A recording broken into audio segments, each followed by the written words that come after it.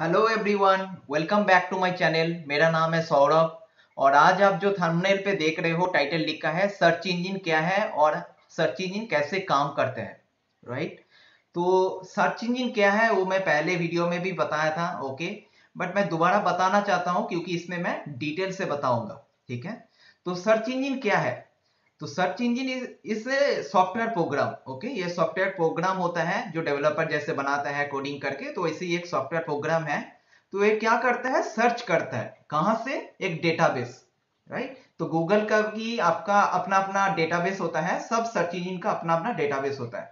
तो अपने डेटाबेस में सर्च करता है, जो रेलिवेंसी चेक करने के बाद जो बेस्ट रिजल्ट आता है वो यूजर के सामने लेके डिस्प्ले करता है कि this is your result, okay.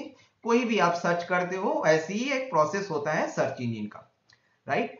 तो बहुत सारे सर्च इंजन होता है, जैसे गूगल हो, बिंग सर्च इंजन हो, जो यूज होता है। इंडिया पे भी कम होता है यूज, बट यूएस में बहुत ज्यादा यूज होता है बिंग सर्च इंजन। इसके अलावा याहू सर्च इंजन है। तो ऐसे दिमाग में आता है कि हम लोग गूगल को ही क्यों इतना यूज करते हैं, और भी तो सर्च इंजन है, तो गूगल को ही क्यों इतना प्रेफर करते हैं। तो ये इंटरव्यू में भी पूछा जाता है। तो please keep in mind that Google को हम इसलिए यूज करते हैं क्योंकि उसका परफॉर्मेंस दूसरे सर्च इंजन से बहुत ही अच्छा होता है। इसके अलावा इसका पेज लोडिंग स्पीड जो चेक किया जाता है वो बहुत ही फास्ट है, with in a fraction of second. अगर आप कोई सर्च बार में चेक करते हो तो दिखाएगा कितना सेकेंड लेता है, 0.32, 0.55। तो आप समझ सकते हो कितना जल्दी ये काम करता है, राइट। और ये मोबाइल फ्रेंडली होता है, और भी बहुत सारे फैक्टर काम करते हैं जो गूगल को ही ज्यादा प्रेफरेंस दिया जाता है। तो इसलिए 83% people are using Google search engine, okay. तो अगर ये पूछे तो जरूर ये बताना। तो चलो मैं आपको बताता हूं कि अभी सर्च इंजन कौन सी टाइप्स का होता है, ओके।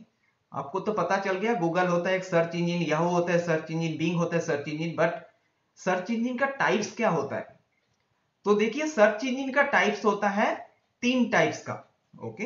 तो पहला टाइप्स होता है web directory based search engine, और इसको डायरेक्टरी बेस्ड सर्च इंजन भी कहा जाता है। तो what is mean bye directory? तो पहले बोलना चाहता हूं एक एग्जाम्पल के द्वारा कि जब मोबाइल नहीं था उससे पहले भी हम फोन यूज करते थे। याद है आपको? बहुत बड़ा सा एक डब्बा सा फोन होता था, जब हम घुमा के उसको यूज करते थे। तो हर परिवार के लिए एक डायरेक्टरी के बुक था, ओके, फोन डायरेक्टरी, जहां पे हम सर्च करते थे कि इस नंबर को मैं डायल करने से पहले इसका नंबर पता करना है, इसके सिटी क्या है, उसका पिन कोड क्या है, वो कौन सा स्टेट का है। ये सब पूरा वहां पे लिखा रहता है, और राइट साइड में उस परिवार का जो हेड होता है उसका नाम देके उसका नंबर वहां पे लिखा रहता था। उसी नंबर को चेक करके हम फोन करते थे। और वो जो बुक होता था, अगर आप देखोगे तो बहुत ही बड़ा सा बुक होता था, उसमें A to Z डिक्शनरी की तरह वहां पे डायरेक्टरी के तरह वहां पे लिखा रहता था, कैटेगरी वाइज, ओके। तो वैसे ही एक सर्च इंजन होता है जो डायरेक्टरी बेस। तो क्या करते थे, जो मैनुअली वहां पे हम लोगों को पुट करना था, ओके, डेटा। जैसे अगर हम आपको आज दिखाएंगे कि कैसे सर्च इंजन काम करता है, how does search engine works. तो इसके बारे में अगर कोई कंटेंट डाला है सर्च इंजन में, तो उसको मैनुअली वहां पे सर्च इंजन के जाके टाइटल को लिखना होता है, डिस्क्रिप्शन को जाके लिखना होता है, और जाने के बाद अपना कंटेंट को सबमिट करना होता है। तभी जाके वो डेटाबेस में मैनुअली वहां पे रह जाता है। तो ये बहुत ही मैनुअल प्रोसेस होता है, बहुत ही टाइम लगता है, और जो अभी बिल्कुल भी यूज नहीं होता है, ओके। सो इसको बोलते हैं डायरेक्टरी बेस्ड सर्च इंजन। अगर आप एग्जाम्पल चाहिए तो Yahoo directory is the best example जो यूज होता है। अभी भी याहू डायरेक्टरी यूज होता है, ओके। बट बहुत कम यूज होता है, क्योंकि मैंने पहले ही बता दिया कि गूगल को ज्यादा प्रेफर किया जाता है, ओके। तो web directory based search engine हो गया। Next one is the most important, the most use, that is called crawling based search engine, okay. जिसको बोला जाता है गूगल क्रॉलिंग, बिंग क्रॉलिंग। हर एक सर्च इंजन का एक क्रॉलर होता है। तो ये कैसे काम करता है, ओके। तो देखिए, जो गूगल का क्रॉलर होता है ना, क्रॉलर कुछ नहीं है, एक सॉफ्टवेयर प्रोग्राम होता है, इसको हम स्पाइडर भी कहा जाता है। तो इसको क्रॉलर को और एक नाम है Google bot. Okay, Google bot और इट्स क्रॉलर, और इसको गूगल बॉट भी नहीं तो स्पाइडर भी बोला जाता है। स्पाइडर मतलब वो स्पाइडर नहीं है, मैंने बोल दिया है, ये सॉफ्टवेयर प्रोग्राम है, ठीक है। तो वो कैसे काम करता है मैं आपको एक पिक्चर के द्वारा मैं दिखाना चाहता हूं। देखिए, ये जस्ट मैंने एक पेन पे डाला हूं, तो देखिए इसका पहला स्टेप क्या है।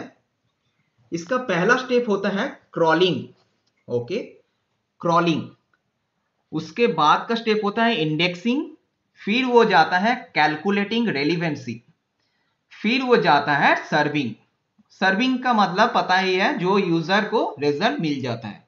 ये स्टेप वो कंप्लीट करता है तभी जाके वो यूजर को, ऑडियंस को, जो विजिटर आता है उसको प्रॉपर रिजल्ट मिलता है।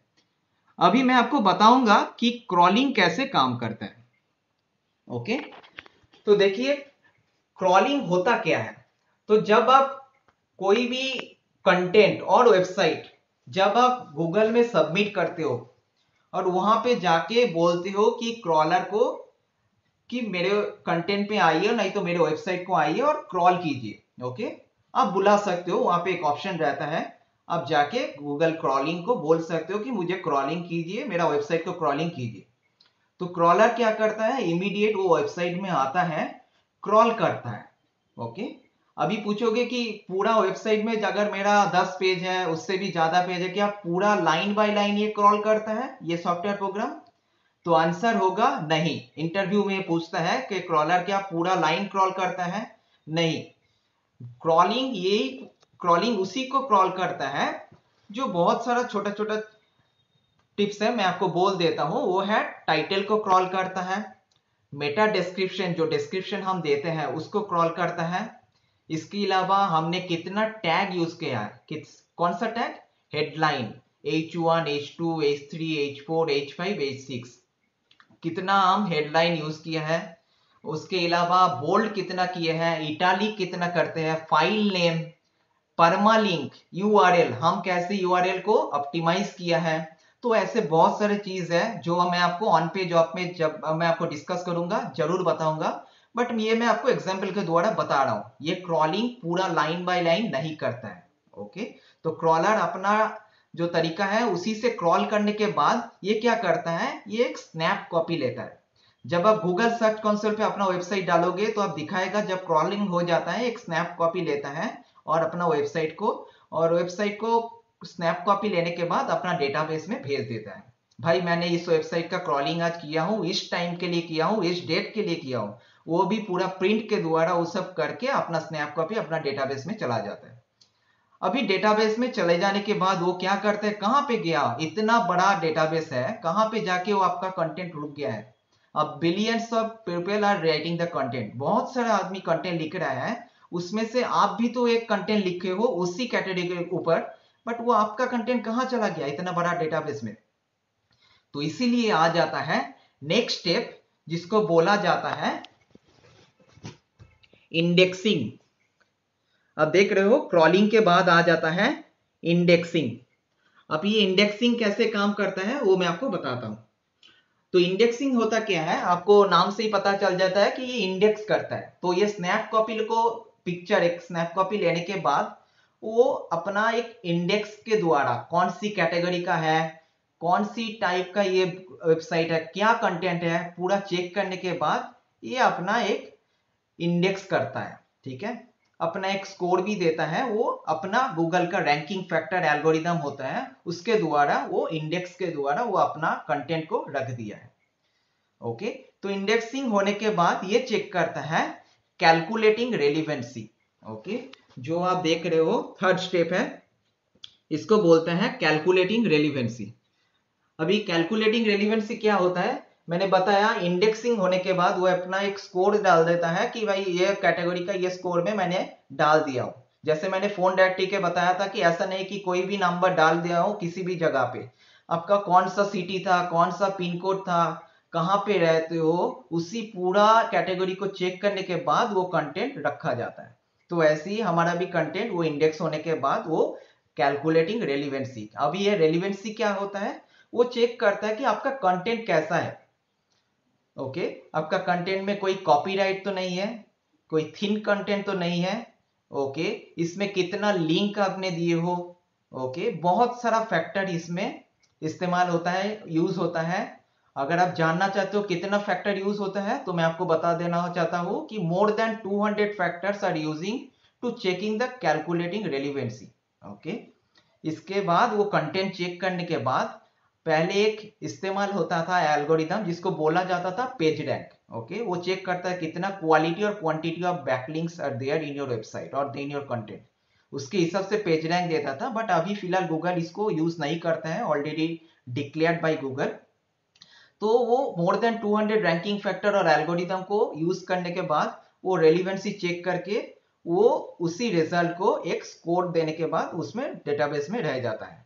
अभी जब भी कोई यूजर आके वो कीवर्ड्स को डालने के बाद, जब भी मैं सर्च कर रहा हूं how does search engine works, ये कीवर्ड्स है, तो जब भी मैं वो गूगल सर्च में जाके वो टाइप करूंगा, अगर मेरा content according to Google, if it is good content and if it is relevant according to the what user is searching, अगर यूजर जो ढूंढ रहे हो उसी रेलिवेंसी में हमारा कंटेंट है, इसके अलावा 200 जो रैंकिंग फैक्टर है वो मैच कर रहे हैं, तभी जाके पहला जो 10 टॉप 10 रिजल्ट आता है तो हमारा कंटेंट जाके वहां पे ठहर जाता है, मतलब वो रैंक कर जाता है। ऐसा नहीं कि 10 के बाद भी वो रैंक नहीं होता है, हो सकता है कि मेरा रेलिवेंसी इतना भी स्ट्रांग नहीं हो कि टॉप 10 में आ जाए, बट जरूर मेरे को इंडेक्सिंग, मेरे को रैंक मिला है। अगर आप चेक करना चाहते हो उसका भी तरीका है। ओके, मैं बाद में उसका भी बताऊंगा। तो इसको बोलते हैं कैलकुलेटिंग रेलिवेंसी। अभी नेक्स्ट स्टेप होता है सर्विंग। ओके, आप नाम से ही आपको पता चल जाता है कैलकुलेटिंग रेलिवेंसी, उसके बाद होता है last step that is called serving. अभी नाम से ही आपको पता चल जाता है कि सर्विंग का मतलब है ये डिस्प्ले करता है रिजल्ट को। मैंने टाइप किया था सर्च बार को how does search engine works, immediately अगर कोई कंटेंट, उसमें बहुत सारे कंटेंट, लाखों कंटेंट वहां पे आया है how does search engine works, बहुत सारे आदमी ने कंटेंट लिखा है, बट उसमें से गूगल को with in a software program, with the help of software program, उसको पूरा प्रोसेस कैसे क्रॉलिंग किया, इंडेक्सिंग किया, कैलकुलेटिंग रेलिवेंसी किया, और with in a fraction of second वो रिजल्ट को यूजर के सामने लेके छोड़ दिया। इसको बोलते हैं सर्विंग और displaying the result according to the particular keywords. तो इसको बोला जाता है crawler based search engine. Now the last search engine name is meta search engine. Okay, now what is mean by meta search engine?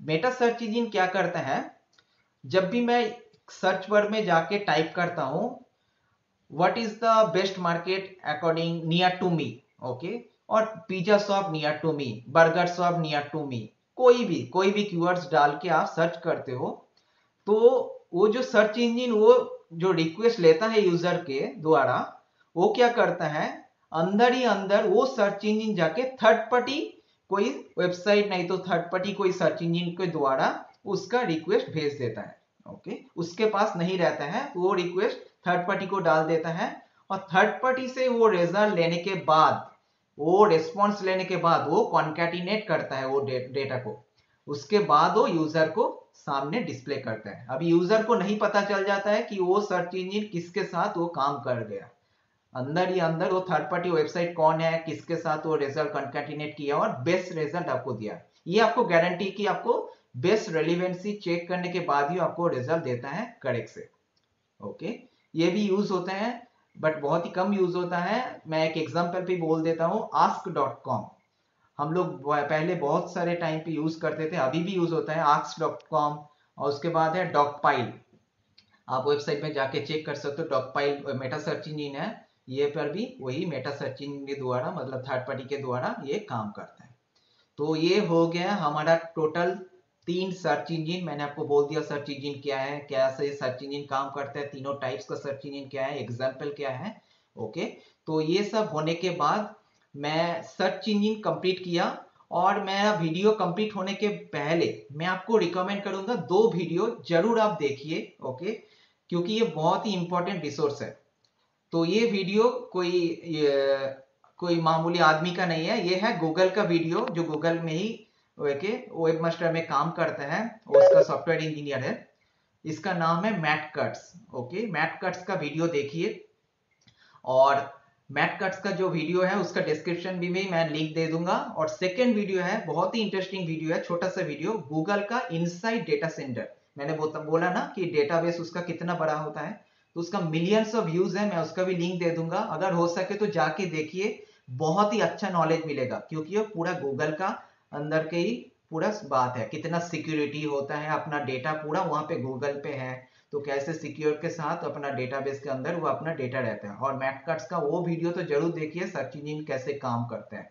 तो ये दोनों important resource आप जरूर सर्च कीजिए और देखिए, मैं लिंक दे दूंगा। और जाने से पहले एक रिक्वेस्ट मैं आपको जरूर करूंगा, मैं हर वक्त बोलता हूं कि प्लीज सब्सक्राइब कीजिए, वीडियो खत्म होने के बाद ही बोलता हूं कि प्लीज सब्सक्राइब कीजिए, बीच में आपको मैं नहीं टोकता हूं कि सब्सक्राइब करने के लिए। ये मेरा रिक्वेस्ट है कि सब्सक्राइब करने के बाद लाइक शेयर कीजिए, अपना फ्रेंड्स को बताइए डिजिटल मार्केटिंग में अगर वो जाना चाहते हैं। नहीं तो अगर कोई इंटरेस्ट है टेक्नोलॉजी के अंदर, कैसे सर्च इंजन काम करते हैं गूगल के अंदर, कैसे डेटा मैनिपुलेट होता है, कैसे डेटा काम करता है अंदर से अंदर, तो ये सब जानने के बाद अगर कोई क्वेरी है तो मेरे को पूछिए कमेंट्स के द्वारा, मैं आपको हेल्प करूंगा। ओके, तो आज इसी के साथ मैं अपना वीडियो खत्म करता हूँ।